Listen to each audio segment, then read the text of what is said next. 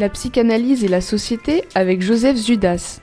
Psychanalyste à Périgueux et responsable du centre de consultation Gabriel Laccueil. Bonjour chers auditeurs de Radio Libre en Périgord, la radio qui vous écoute. On peut y venir parler des actions dont on a bien besoin. Je pense que beaucoup d'entre nous qui sommes dans le travail social avons lu et entendu un amendement fait par des politiques du centre pour dérembourser la psychanalyse de la sécurité sociale, dans la logique des chiffres. C'est pas la première fois que la psychanalyse a des attaques haineuses faites par des gens qui réfléchissent pas. Évidemment, ces gens, ils ont lu Freud, ils ont lu Lacan, ils ont lu François Dolto, ils savent. Bien, ils savent contre les psychanalystes, les travailleurs sociaux, les éducateurs, les infirmiers qui se servent de la psychanalyse pour orienter leur travail, des milliers comme ça. Bien, par contre, 77 000 signatures s'opposent à cet amendement. J'espère, il est question d'en parler ce matin d'ailleurs, j'espère qu'il ne passera pas. Et évidemment, on a affaire à toujours une lutte contre la parole, parce qu'il s'agit de ça. Il s'agit d'une lutte contre la parole, il s'agit de nous dire comment il faut penser. Sauf que les informations, c'est pas la parole, justement. Il y a dans la négation de l'inconscient le refus de s'adresser au cas par cas aux gens qui sont un peu et souvent beaucoup perdus, qui n'ont plus de repères, et qu'on écoute, et évidemment, on leur dit pas comment il faut penser, vivre. C'est à partir de leurs paroles que les solutions émergent, elles viennent d'eux. À l'inverse de la science qui s'adresse au général, puisque on dit que la psychanalyse n'est pas scientifique, non, elle n'est pas scientifique bien qu'elle s'informe, elle se renseigne des progrès de la science que les psychanalystes ne rejettent pas, c'est évident qu'elle rend des services. Seulement, elle ne s'adresse pas au cas par cas, elle parle en général. Il n'y a pas le sujet. Le jour où il y aura le sujet dans la science, ça sera une science. Je vais vous lire un passage d'un livre d'un monsieur qui est psychanalyste à Marseille, où vous savez ce qui se passe actuellement, un psychanalyste qui s'appelle Roland Gori, qui a été le créateur d'un mouvement qui s'est appelé l'appel des appels. Dans le clair-obscur des crises politiques, naissent les monstres.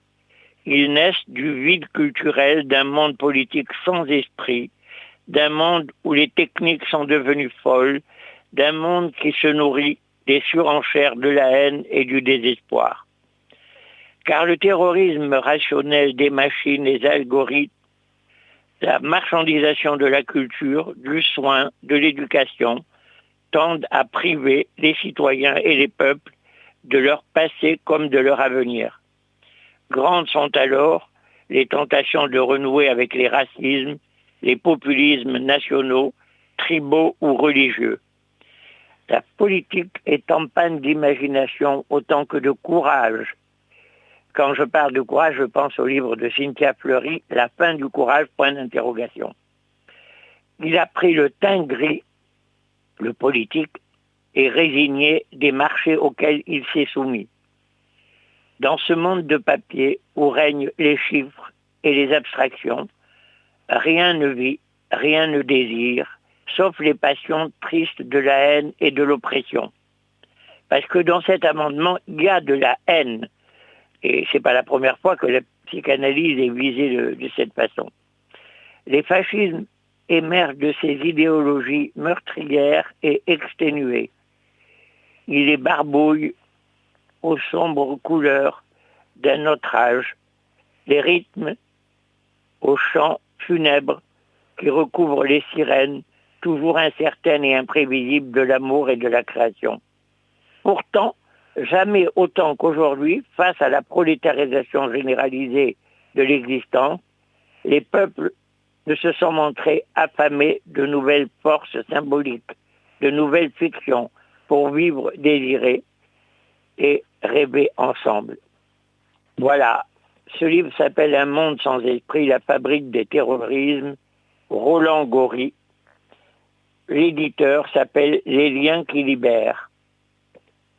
Il est évident que hier, dans ce forum qui a démarré à 20h jusqu'à 1h du matin, où les intervenants qui étaient des psychanalystes, des psychologues, des universitaires, des parents, parce que les patients que nous recevons s'inquiètent, même quand ils n'ont pas mis le nez dans cet amendement aux couleurs sombres, il y a quelque chose, un bruit qui court sur l'ensemble des freins qui sont mis au désir, à la parole surtout.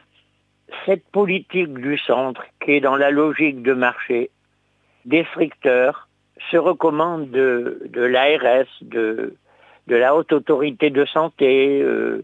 On voit bien que ce que la science ne donne pas, eh bien, les politiques, ces députés, veulent, à coup de force, l'obtenir par la loi. Évidemment que la science ne donnera pas ce qui convient au cas par cas à chacun. La science, elle avance avec la neurologie, avec le comportemental, avec les thérapies, les TCC, voilà. Et il faut quand même que je vous dise que ces thérapies à marche forcée produisent des suicides, produisent de la tristesse que nous recueillons, où les gens, après avoir un peu essayé, abandonnent, arrêtent. Je ne suis pas en train de revendiquer aujourd'hui pour la psychanalyse comme la panacée. Non, je veux qu'on laisse aux gens le libre choix des soins qui leur conviennent. Voilà, c'est pour ça qu'aujourd'hui, je suis contre cet amendement et j'espère qu'on va lutter tous ensemble, parce que la catastrophe de ça, c'est que ça ouvre la porte à des idées possibles de la part des élus contre tout ce qui donne la parole, tout ce qui fait que nous échappons à cette politique indigne, injuste, comme les gens que nous recevons qui, aujourd'hui, ne savent plus où se retourner. Comme vous le savez, les lois ont fait qu'on n'a plus de médecins. Dans certains lieux, il n'y en a plus du tout. Il y a quelques médecins, une trentaine à la retraite, qui reprennent du service courageusement pour permettre aux gens de se soigner. Et on voit à la télévision ou sur YouTube, les gens qui viennent, c'est des gens âgés qui souffrent et qui sont sans soins de grands moments. Cette loi fait que la psychiatrie est dans un triste état.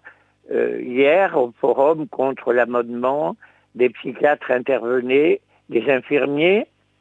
On a arrêté la formation des infirmiers psychiatriques. Tout est passé dans une médecine générale, ce qui fait qu'il n'y a plus de gens formés face aux gens qui se présentent. J'entendais dans les passages à l'acte fréquents d'adolescents, un couteau à la main. J'entendais un jour un préfet, certainement renseigné par quelqu'un, évidemment, dire cet adolescent, il avait tué une surveillante à sa portée, parce que les gendarmes étaient dans l'école. Cet adolescent est normal. Tout d'un coup, cette paranoïa est complètement ignorée. Donc, il était maintenu en prison en attendant que ceux qui savent se réunissent pour décider de quelque chose. Il y a un refus d'être au travail.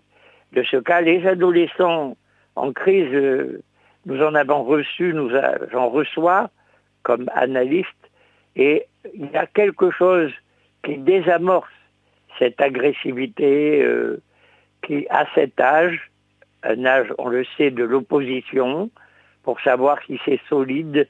Et il n'y a pas que ça chez l'adolescent, il y a chez lui aussi une envie de rêver, de créer, de voyager, de connaître, qui est là en attente, et c'est parce que c'est impossible qu'à un moment donné, la haine peut émerger.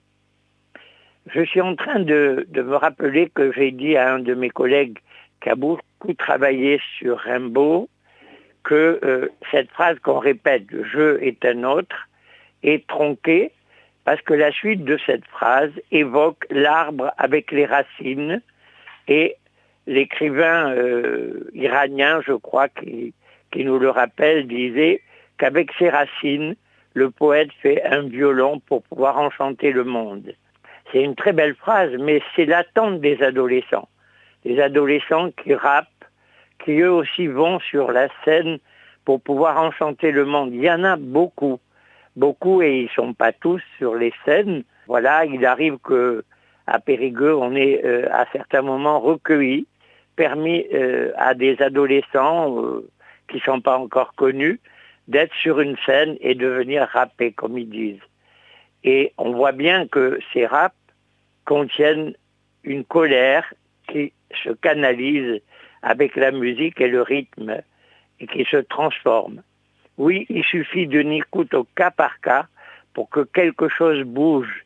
Il faut vouloir pour ça rencontrer ces jeunes et évidemment, il faut des professionnels, des gens qui ont fait une analyse personnelle, quelquefois très longue comme fut la mienne, pour pouvoir ensuite attendre que dans cette parole, des choses émergent complètement hors sens, que la cité ne peut pas accueillir, et ça se comprend, mais si la cité est mise au pas de l'obéissance, une liberté d'obéir, avec des politiques ignorants qui veulent empêcher ce cas par cas, qui veulent empêcher la parole. Il est certain que face à cette mise au pas, j'espère que les travailleurs sociaux, les parents, les soignants vont réagir par rapport à cet amendement et contre tout autre ordre de mise au pas.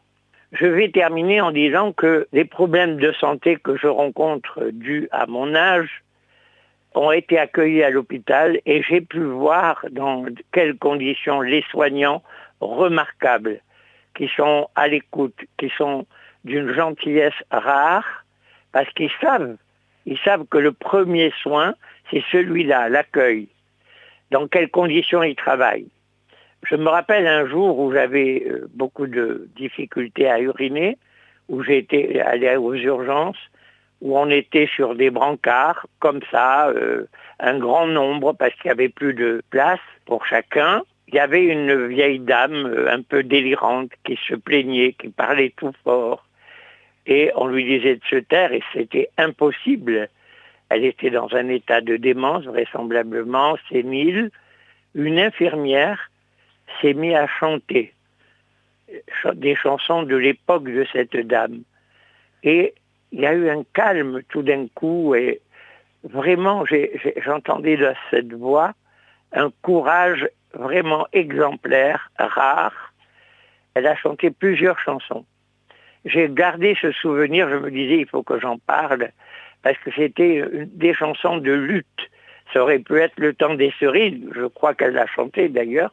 Et les moments où j'avais été hospitalisé pour des petits problèmes cardiaques et où les gens venaient me parler, sachant que j'étais psychanalyste, nous parlions dans ce service des difficultés en cardiologie.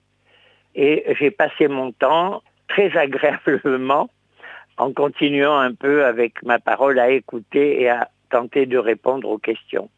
Il faut vraiment penser que le système de santé et de soins est en grande difficulté et je ne pense pas que ça s'arrêtera comme ça. Toujours dans cette logique, comme disait Roland Gori, des chiffres, des algorithmes, petit à petit, la mise au pas passera par là. La vérité n'étant plus que statistique. Nous devons lutter contre cet amendement, vraiment à tout prix. Il porte d'ailleurs un chiffre lui-même, 159, je crois, fait par ces politiques du centre. Je crois que le philosophe Alain, celui qui a écrit les propos sur le bonheur, qu'on peut toujours relire, était quelqu'un qui était au centre, en pensant que c'était une position raisonnable. Merci, chers auditeurs, à bientôt. Écoutez RLP, la radio qui vous écoute. Vous venez d'écouter Psychanalyse et Société sur RLP.